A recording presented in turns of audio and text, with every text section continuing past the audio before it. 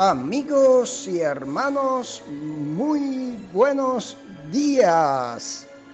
El Señor les bendiga y les ayude a comprender que cada rechazo a su oferta de salvación es un paso de avance a la condenación eterna.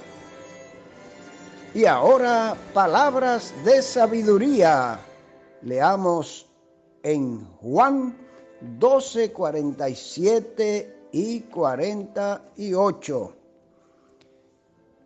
Al que oye mis palabras y no las guarda, yo no le juzgo, porque no he venido a juzgar al mundo, sino a salvar al mundo. El que me rechaza y no recibe mis palabras, tiene quien le juzgue. La palabra que he hablado, ella le juzgará en el día postrero.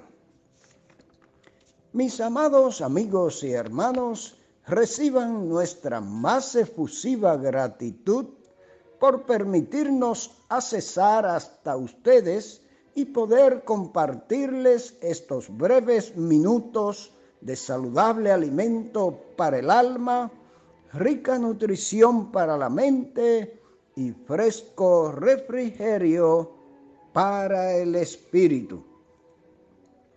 Con los comentarios de hoy, basados en los versos del 37 al 50, llegamos al final de este estupendo capítulo 12 del Evangelio de Juan, el cual está colmado de riquísimas y solemnes enseñanzas del Señor, por lo que les exhortamos a seguir profundizando en ellas.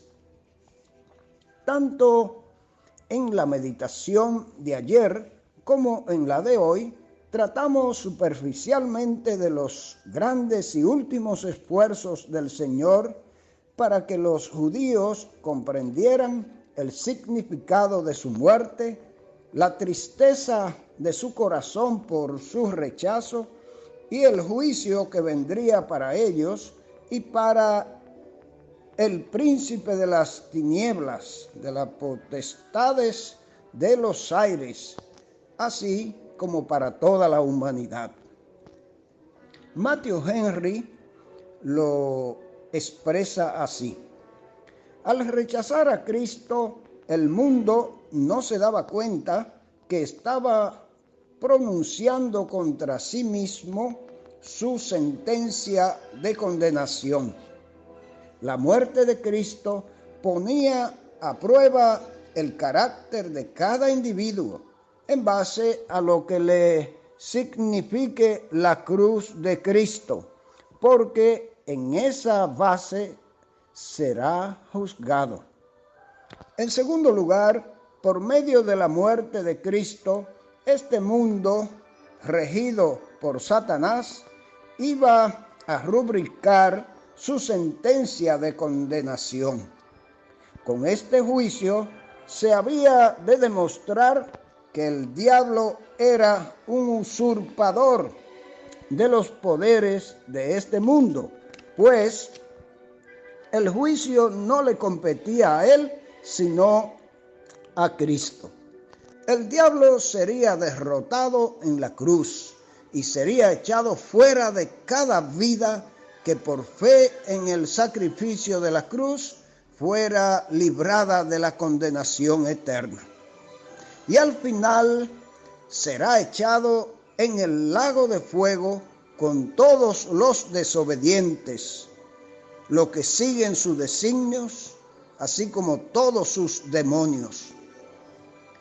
Y ahora preparémonos para escuchar al Dr. McDonald con sus oportunos comentarios, hoy con el tema fracaso judío en creer y peligro de la incredulidad. Juan ahora expresa asombro de que aunque Jesús había realizado tantos milagros, aún la gente no creía en él. Su incredulidad no estaba causada por la falta de evidencias. El Señor les había dado las pruebas más convincentes de su deidad, pero las personas no querían creer. Querían un rey que los gobernara, pero no querían arrepentirse. Esta incredulidad era un cumplimiento de Isaías 53:1. La pregunta: Señor, ¿quién ha creído a nuestro anuncio? Exige la respuesta: no muchos. El brazo del Señor habla del poder de Dios revelado solo a los que creen en él. Mensaje sobre Cristo. Puesto que no muchos aceptaron el anuncio acerca del Mesías, el poder de Dios no fue revelado a muchos. No fue culpa de Dios que ellos no pudieran creer. El Señor Jesús se presentó a Israel y a la nación, y la nación lo rechazó. Una y otra vez, Él vino con el ofrecimiento de la salvación, pero continuaban respondiéndole: no, no. Cuanto más rechacen el Evangelio las personas, más difícil les resulta recibirlo. Dios hace que sean afectadas la ceguera judicial, es decir, una ceguera espiritual, que es el juicio de Dios sobre ellas por rechazar su Hijo. En el versículo 40, Juan cita de Isaías 6:10: Dios cegó los ojos de las gentes de Israel y endureció sus corazones, no al principio, sino después de que ellos mismos habían cerrado sus ojos y endurecido sus corazones. Como resultado, se desligaron de la vista, el entendimiento, la conversión y la sanidad. La cita es del memorable capítulo en el que Isaías vio la gloria de Dios. Juan explica que fue la gloria de Cristo la que Isaías vio, y era de Cristo de quien él habló. Así, el versículo 41 es otro eslabón en la cadena de evidencias que prueba que Jesús es Dios. Nos puede parecer extraño, pero leemos en el versículo 42 que muchos de los gobernantes de los judíos se convencieron intelectualmente de que Jesús era el Mesías, pero ellos no se atrevían a compartir su convicción con los demás para no ser excomulgados. Tal vez estos hombres eran creyentes genuinos en el Señor Jesús, pero es sumamente dudoso. Donde hay fe verdadera, habrá confesión de Cristo, tarde o temprano. Cuando Cristo es realmente aceptado como Señor, uno lo da a conocer a pesar de las consecuencias. Estas personas estaban más interesadas en la aprobación de sus compatriotas que en la aprobación de Dios. Pensaban más en recibir el elogio de los hombres que en recibirlo de Dios. ¿Puede una persona como esta ser realmente un creyente verdadero en Cristo? Bueno, consultando el verso 44 del capítulo 5 de este mismo libro o evangelio, usted puede confirmar eso. Parafraseamos el versículo 44. El que cree en mí, en realidad cree no solo en mí, sino también en mi Padre que me envió. Una vez más, el Señor enseñó de su absoluta unión con el Padre. Era imposible creer en uno sin creer en el otro. Creer en Cristo es creer en Dios Padre. No se puede creer en el Padre a menos que se dé igual honor al Hijo. En un sentido, nadie puede ver a Dios Padre. Él es espíritu y por tanto invisible. Sin embargo, Jesús vino a mostrarnos cómo es Dios. No físicamente, por supuesto, sino moralmente. Él nos ha revelado el carácter de Dios. Por consiguiente, todo el que haya visto a Cristo ha visto a Dios Padre. La ilustración de la luz era aparentemente una de las favoritas del Señor. En el versículo 46, de nuevo se refirió a sí mismo como la luz que viene al mundo, para que los que creen en Él no permanezcan en oscuridad. Alejados de Cristo, las personas están en la más profunda oscuridad. No tienen un correcto entendimiento de la vida, la muerte o la eternidad.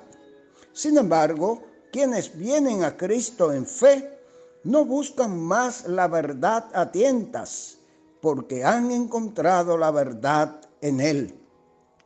El propósito de la venida de Cristo no era condenar, sino salvar. No decidió sobre la culpabilidad de los que rehusaron oír sus palabras o creer en Él. Ello no significa que Él no juzgará a estos incrédulos en un día venidero, sino que el juicio no era la meta de su primera venida. Por lo que se refiere al día del juicio venidero, los que rechazan sus palabras comparecerán ante Dios y las palabras, las enseñanzas del Señor serán suficientes para condenarlos. Yo no he hablado por mi propia cuenta, dijo en el versículo 49. Lo que él enseñaba no era cosas que se inventó o que aprendió en escuelas humanas. Había hablado lo que el Padre le comisionó hablar. Esto es lo que condenará a las personas en el último día. La palabra que Jesús habló era la palabra de Dios y las personas se negaron a oírla. El Padre le había dicho no solo qué decir, sino lo que debería hablar. Hay una diferencia. La expresión lo que he de decir se refiere al contenido del mensaje. Las palabras lo que he de hablar se refieren a las palabras mismas que el Señor Jesús usó al enseñar la verdad de Dios. Jesús sabía que el Padre le había comisionado para dar vida eterna a los que creyeran en Él. Por lo tanto, Él anunció el mensaje tal como le fue dado por el Padre, porque su propósito era dar a conocer al hombre la verdad acerca de Dios y el cielo y acerca de lo que hay más allá, para que el hombre fuera preparándose y llegara a conocer la verdad antes de partir de este mundo. ¿La conoce usted, amigo que me escucha? Si no la conocía, ya usted ha escuchado bastante, de modo que es responsable ante Dios del mensaje de vida eterna. Aceptarlo significa tener la verdad, conocer la verdad, andar en la verdad y llegar a la eternidad con la verdad. Pero rechazarlo implica condenación eterna por haber rechazado al unigénito Hijo del Padre. Que Dios les bendiga y le dé entendimiento, que puedan conocerle a Él antes que sea demasiado tarde. Dios les bendiga.